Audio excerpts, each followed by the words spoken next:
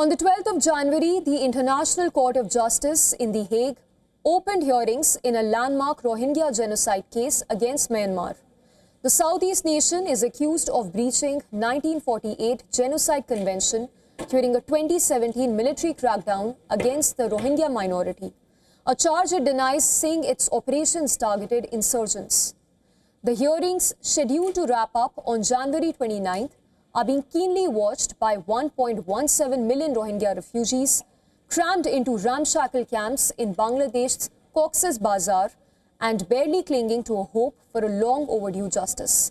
Our next report shines a spotlight on the first full genocide case before the International Court of Justice in over a decade.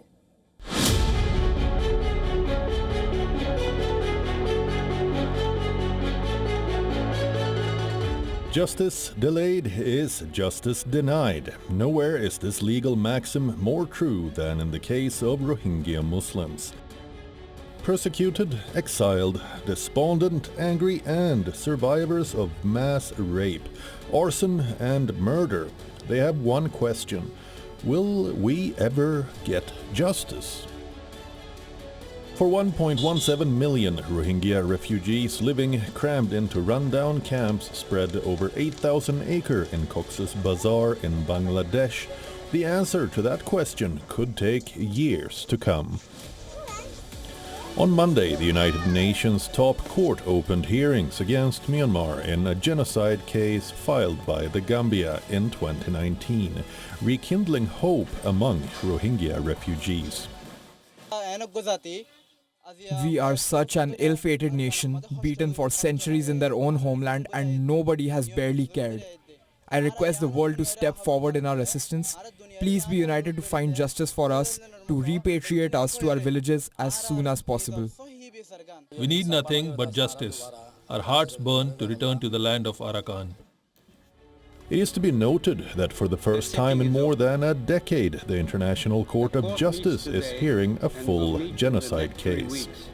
In 2019, in a landmark moment at the Peace Palace courthouse in The Hague, Nobel Peace Laureate Aung San Suu Kyi has appeared herself to defend her country and had labeled the Rohingya genocide as an internal armed conflict.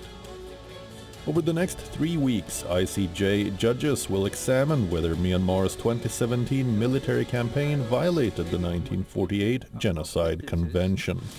In 2017, hundreds of thousands of Rohingya Muslims fled violence perpetrated by the Myanmar army and allied Buddhist militias, escaping to neighboring Bangladesh, forever scarred by the harrowing accounts of gang rapes, sexual mutilation, and even infants being burned alive.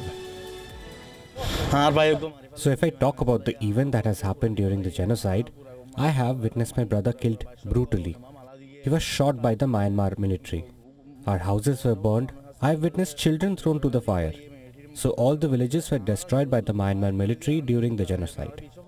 So it's not something that I can describe in what is a horrible scenario that has happened.